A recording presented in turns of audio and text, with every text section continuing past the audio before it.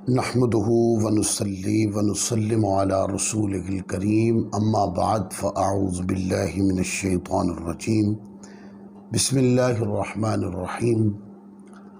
अल्लाह रब्बुल इज़्ज़त का शुक्र है जिसकी तौफ़ीक से मज़ामीन कुरान के नए सिलसिले के साथ हम हाज़िर हैं। और आज का जो सिलसिला है ये सूरतुल बक़रा के रुकू नंबर 2 का से होगा, जिसमें हम रुकू नंबर 2 के मज़ामीन पे गुफ्तगू करेंगे। आज जिन मज़ामीन पर हम गुफ्तगू करेंगे उनमें नंबर 1 ईमान लाने में मुनाफिकों का हाल और उनका अंजाम। नंबर 2 मुनाफिकों का इस्लाह के नाम पर फसाद खड़ा करना। नंबर 3 सहाबाए किराम पर इतराज़ और उसका जवाब। और नंबर 4 मुनाफिकों का दोगलापन और मुसलमानों का मजाक उड़ाना। और नंबर 5 मुनाफिकों की सज़ा का बयान। और एंड में मुनाफिकों की मुनाफिकत की 2 मिसालें बयान की गई हैं जो रुकू नंबर 2 के एंड में है। इस तरतीब के साथ हम इस रुकू को मुकम्मल करेंगे। सबसे पहले जिस आयत करीमा से शुरू कर रहे हैं ये दूसरे रुकू की पहली आयत है। अल्लाह रब्बुल इज़्ज़त ने इरशाद फरमाया व मिनन्नासि मन यक़ूलु आमन्ना बिल्लाहि व बिल यौमिल आखिर व मा हुम बिमुमिनीन युखादिऊन अल्लाह वल्लज़ीना आमनू व मा यख़दऊन इल्ला अनफुसहुम व मा यशऊरून फ़ी क़ुलूबिहिम मरदुन फ़ज़ादहुमुल्लाहु मरदा व लहुम अज़ाबुन अलीमुन बिमा कानू यकज़िबून। अल्लाह ताला फरमाता है और कुछ लोग कहते हैं कि हम अल्लाह पर और आखिरत के दिन पर ईमान ले आए हैं, हालांकि वो ईमान वाले नहीं हैं। यानी कि ये मुनाफिकों का हाल बयान हो रहा है। मुनाफिक 2 तरह के होते हैं।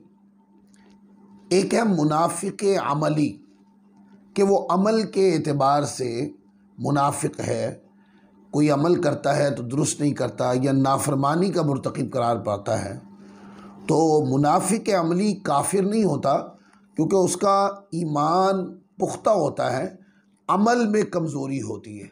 जैसे कोई चुगली करता है, ग़ीबत करता है, झगड़ा करवा देता है, यह मुनाफिकत की मिसालें हैं, मुनाफिक अमली की मिसालें। तो इससे बंदा दार इस्लाम से ख़ारिज नहीं होता, बल्कि इससे बंदा गुनाहगार हो जाता है, फासिक हो जाता है। और मुनाफिकत की दूसरी किस्म है मुनाफिक एतिकादी। ये मुनाफिक किस तरह का होता है? ये ऐसा होता है कि ज़ाहिर में तो वो अपने आप को मुसलमान ज़ाहिर करता है, जबकि उसके अंदर ईमान वाली कोई बात नहीं होती। वो अंदर से ईमान का इनकार करता है। लोगों के अंदर फसाद डालने के लिए वो मुसलमानों की शबी मुसलमानों की तरह बन के रहता है। ऐसा मुनाफिक काफिर होता है। यानी मुनाफिक अमली फासिक व फाजिर होता है और मुनाफिक एतिकादी जो है वो दार इस्लाम से खारिज होता है। तो इस रुकू के अंदर जो बेसिक टॉपिक है रुकू नंबर 2 के अंदर, वो ज़्यादातर मुनाफिक एतिकादी जो थे लोग, उनका जिक्र हो रहा है। तो कहा कि कुछ लोग कहते हैं कि हम ईमान लाए। अल्लाह फरमाता है कि वो ईमान वाले नहीं हैं, यानी कि वो अपना ईमान लाना तो जाहिर कर रहे हैं पर दिल में उनके ईमान नहीं। और यहाँ पर एक नुक्ता भी आपको बता दूँ कि देखिए वो जाहिर में सारे मुसलमानों वाले अमाल कर रहे थे, फिर भी ईमान नहीं, उनका वो चीज़ ईमान नहीं बनी। तो इससे ये पता चला कि ईमान का जो नफ्स ईमान का ताल्लुक़ है वो दिल के साथ है, तस्दीक क़ल्बी के साथ है। लिहाजा मुनाफिकीन एतिकादी जो थे वो मुसलमानों यानी सहाबाए किराम की मजालिस में आके वो बैठते थे और मुसलमानों वाला धारा बांध के आते थे, पर वो मुसलमान नहीं थे। वो दायरे इस्लाम से खारिज थे, कुरान मजीद ने उनकी मजम्मत कर दी। क्यों? कि वो ज़ाहिर में तो इस्लाम ज़ाहिर करते थे, उनके अमल से तो इस्लाम ज़ाहिर होता था, पर उनके दिल में ईमान नहीं था। तो इससे अहनाफ का वो मसला भी साबित हो गया कि नफ्से ईमान का ताल्लुक दिल के साथ होता है। जब तक तस्दीक क़ल्बी ना पाई जाए, आमाल की ज़ाहिरी बुनियाद जो है वो ईमान नहीं बन सकती। हाँ, नफ्से ईमान का ताल्लुक दिल के साथ है, और फिर आमाल ज़ाहिरा जो है उनका ताल्लुक कमाल ईमान के साथ है। तो मुनाफिकीन एतिकादी वो अपना ईमान मोमिनाना पन तो जाहिर करते, पर उनके दिलों में मोमिनीन वाली कोई बात यानी दिल से ईमान नहीं रखते थे। और फिर अगली आयत में कहते हैं युखादिऊन अल्लाह वल्लदीना आमनू वमा यखदाऊन इल्ला अनफुसहुम वमा यशऊरून। ये लोग अल्लाह को और ईमान वालों को फरेब देना चाहते हैं, हालांकि ये सिर्फ अपने आप को फरेब दे रहे हैं और इन्हें शऊर भी नहीं है। ये ईमान वालों को फरेब दे रहे हैं, वो अपने ज़ाम में मुनाफिकीन एतिकादी ये कर रहे हैं कि हम अंदर से तो मुसलमान नहीं हैं, पर मुसलमानों वाला धारा बांधकर हम मुसलमानों में बैठे, पर इनको पता नहीं है। उनको शायद इस बात का इल्म नहीं है कि जिस नबी की बारगाह में तुम लोग बैठे हो वो तुम्हारे दिलों के हालात भी जानते हैं, और मुसलमान जिस खुदा को मानते हैं वो खुदा भी दिलों के हालात जानता है, वो जाहिर कर देता है मुनाफिकीन। तो वो मुसलमानों को फरेब दे रहे थे। हकीकत क्या थी? हकीकत वो अपने आप को खुद फरेब दे रहे थे कि ईमान से दूर थे। उनका अपने आप को ईमान से दूर रखना और मुसलमान बनकर ज़ाहिरी तौर पर मुसलमानों में मकरो फरेब को पैदा करना, फसाद पैदा करना, ये हकीकत में क्या था? ये अपने साथ वो फसाद कर रहे थे। ईमान ना लाकर वो खुद अपने अपने अपने साथ मकर कर रहे थे मुनाफिकीन एतिकादी, पर उनको ये शऊर ही नहीं था। क्यों? उनको गलत और दुरुस्त की पहचान ही नहीं थी। तो फिर लाशऊरी के अंदर वो क्या कर रहे थे? मुसलमानों को मकरो फरेब देने के तनाजुर में हकीकत में अपने आप के साथ जुल्म कर रहे थे। और कहा फी कुलूबिहिम मरदुन फसादहुमुल्लाहु मरदा वलहुम अज़ाबुन अलीमुम बिमा कानू यक्सिबून। उनके दिलों में बीमारी है, किस चीज़ की? कुफ्र की, मुनाफिकत की, फसाद फैलाने की, लोगों के अंदर लड़ाई झगड़ा करवाने की, ज़मीन का अमन और सुकून बर्बाद करने की उनके अंदर बीमारी है। तो अल्लाह ने उनकी बीमारी में और इजाफा कर दिया। वो अपनी इस रविश से जहाँ मुसलमानों को तकलीफ़ देते थे, तो अल्लाह तबारक व तआला अज़्ज़ व जल ने उनकी ये बीमारी कि ये जो कुफर पे डटे हुए थे और उस डटेपन के साथ मुसलमानों के अंदर जो फसाद बपा कर रहे थे, ये बीमारी जो गुनाह की, कुफर पे अड़ने की है, अल्लाह ताला ने उनकी ये बीमारी बढ़ा दी और उनके लिए उनके झूठ बोलने की वजह से दर्दनाक अजाब होगा।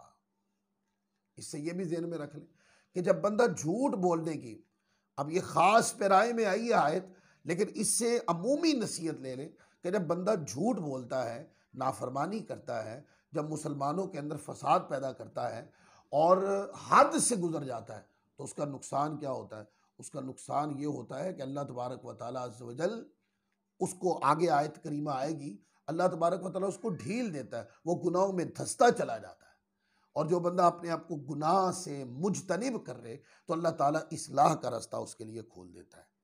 तो ये जो 3 आयतें थी, इसके अंदर ईमान लाने में मुनाफिकों का हाल और उनका अंजाम, ये एक मौजू बयान हो गया। अब आगे आयत करीमा है, अल्लाह ताला फरमाता है वइज़ा क़ील लहुम ला तुफ़सिदू फ़िल अर्दि क़ालू इन्नमा नहनु मुस्लिहून अला इन्नहुम हुमुल मुफ़सिदून वलाकिन ला यशऊरून। और जब उनसे कहा जाए, मुनाफिकीन एतिकादी से, जो मुसलमानों में मुसलमान यानी सहाबा किराम में मुसलमान बन के आके बैठते थे और दिल से मुसलमान नहीं थे, वो मुनाफिकीन एतिकादी, और जब उनसे कहा जाए कि ज़मीन में फसाद न करो, तो कहते हैं कि हम तो सिर्फ इस्लाह करने वाले हैं, और सुन लो बेशक यही लोग फसाद फैलाने वाले हैं, मगर इन्हें इसका शऊर नहीं। तो आप देखें, कुछ लोग ऐसे भी होते हैं, वो अपने ज़ाम में इस्लाह कर रहे होते हैं, क्योंकि कुफर की बीमारी होती है ना दिल में, तो अपने ज़ाम में इस्लाह कर रहे होते हैं और वो जो अपने निज़ाम में इस्लाह कर रहे होते हैं, हकीकत में वही फसाद मचा रहे होते हैं। तो फरमाया कि ये जो इस तरह कर रहे हैं, सुन ले बेशक ये खुद फसाद करने वालों में से, और इनको शऊर नहीं है इस चीज़ का। अब मुनाफिकीन एतिकादी के तनाजुर में ये आयत करीमा आई है, लेकिन हम इससे एक अमूमी नसीहत लेते हैं। वो क्या कि कुछ लोग ऐसे भी हैं जो मीडिया पे बैठते हैं और अपने दर्स व बयान लोगों को सुनाते हैं, और लोगों के अंदर इंतशार की आग पैदा करने के लिए वो जारहाना बयान देते हैं और एक फसाद किसी फिजा पैदा कर देते हैं। और जब उनसे पूछा जाता है कि यार आप इस तरह क्यों करते हैं, वो कहते हैं हम तो इस्लाह कर रहे हैं, हम तो सही बात कर रहे हैं। वो अपने निज़ाम में सही कर रहे हैं, लेकिन उनसे जो मुआशरे के अंदर फसादी असरात मुरतब हो रहे हैं, इसका उनको पता नहीं है। तो इससे नुक्ता ये पता चला कि कुछ लोग ऐसे भी हैं जो इस्लाह के जाम के अंदर फसाद पैदा कर रहे हैं। आज भी कुछ लोग ऐसे हैं कि गुफ्तगू करते हैं मीडिया के ऊपर, इधर की बात उठा के इधर चिस्पा कर दी, उधर की बात उठा के इधर चिस्पा कर दी, सामने वाले को कोई नतीजा नहीं दिया। और फिर क्या किया, फिर कहा ये हम इस्लाह कर रहे हैं। भाई यही फसाद है जो आपके सामने इस्लाह है, यही फसाद है। इस्लाह उसको कहते हैं कि जिसके अंदर इंतशार न पैदा हो बल्कि यकजहती पैदा हो, जिसके अंदर लड़ाई पैदा ना हो बल्कि सुकून आए, अमन आए। और अगर आप गुफ्तगू करें, इधर की बात करें तो इधर आग लग जाए, उधर की बात करें तो इधर आग लग जाए, तो आप पुरसुकून बात कोई ऐसी करें कि लोगों के अंदर उससे मोहब्बत पैदा हो, या आप अपनी जायज़ और मुनासिब अल्फाज में बात बयान कर दें। किसी ऐसे लोगों की कि जिनके यहाँ कुछ शख्सियात मुख्तदर होती हैं, मुअज़्ज़म होती, आप उन शख्सियात पे कीचड़ उछाल कर आप कहते हैं मैंने सही बात की है। नहीं, ये आप कर तो इस्लाह रहे हैं, पर ये इस्लाह के जाम में आप ही फसादी हैं। तो इससे ये नुक्ता आयत करीमा से, जो सूरत बकरा की आयत नंबर 12, 11 और 12 है, इससे यह पता चला कि दुनिया में इस्लाह के नाम पर भी फसाद होता है। फिर आगे देखें, कुरान मजीद फरमाता है वइदा क़ील लहुम आमिनू कमा आमनन्नास क़ालू अनुमिनु कमा आमनस्सुफ़हा अला इन्नहुम हुमुस्सुफ़हा वलाकिन ला यअलमून। फरमाया और जब उनसे कहा जाए कि तुम उसी तरह ईमान लाओ जैसे और लोग ईमान लाए, यानी जैसे सहाबा ईमान लाए, वो मुनाफिकीन एतिकादी जो दिल से इस्लाम को मानते नहीं हैं, और जब उन्हें कहा जाए कि सच्चा ईमान लाओ, कैसे, जैसे ये जो सहाबा ईमान लाए हैं इस तरह का ईमान लाओ। अब यहाँ पर एक तो सहाबा के ईमान की बेमिसाली बयान की जा रही है, और सहाबा किराम के ईमान को कसौटी करार दिया जा रहा है। आगे जाके भी इस तरह की आयतें आएंगी। मुनाफिकीन को दावत दी जा रही है कि ईमान लाना है तो ऐसे लाओ जिन्होंने मक्का पे हुज़ूर अलैहिस्सलाम पर ईमान लाए थे, मदीना में सहाबा ईमान लाए थे, ऐसा ईमान लाओ। तो वो क्या कहते हैं, क़ालू अनुमिनु कमा आमनस्सुफ़हा, तो मुनाफिकीन कहते हैं क्या हम बेवकूफ़ों की तरह ईमान लाएं। अला इन्नहुम हुमुस्सुफ़हा वलाकिन ला यअलमून, सुन लो बेशक यही लोग बेवकूफ़ हैं मगर ये जानते नहीं। कौन से लोग बेवकूफ़ हैं? वो जो सहाबा किराम की तरह ईमान नहीं लाते, वो बेवकूफ़ है।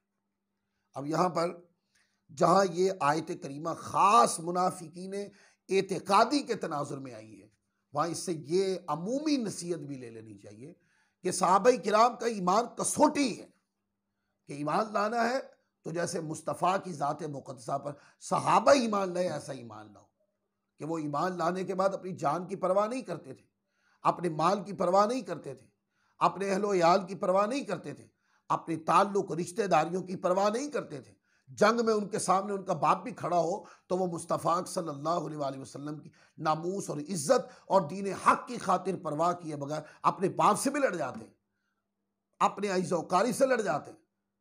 क्या है, वो ईमान लाए हुज़ूर अलैहिस्सलाम की ज़ात अक़दस पर, ऐसे ईमान जैसे ईमान लाने का हक़ है।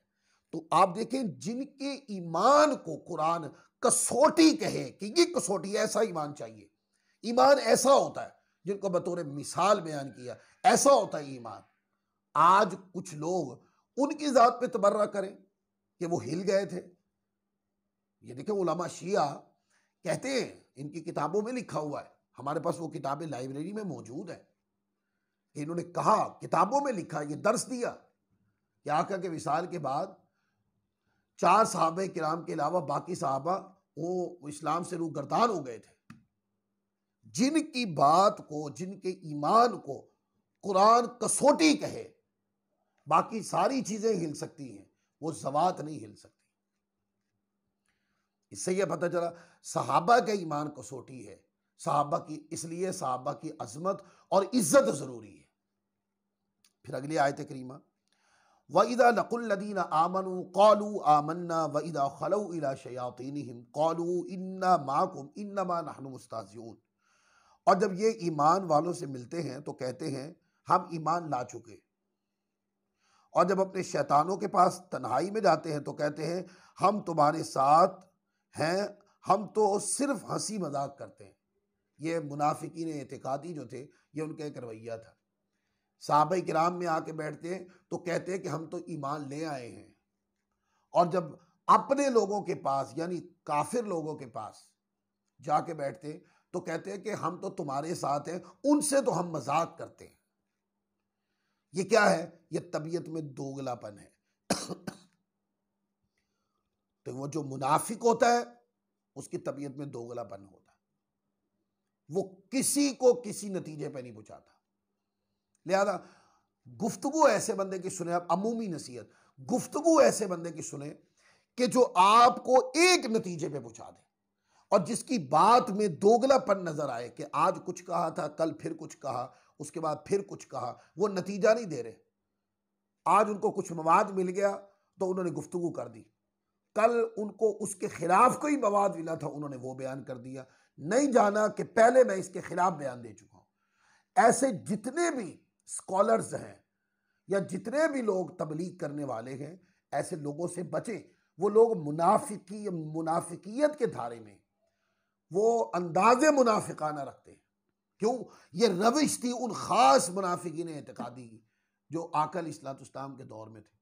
वो आते, अपना ईमान जाहिर करते, और जब चले जाते तो अपने लोगों को कहते हैं हम हकीकत तो कुफर पर हैं, उनसे तो हम हंसी करते, मजाक करते हैं।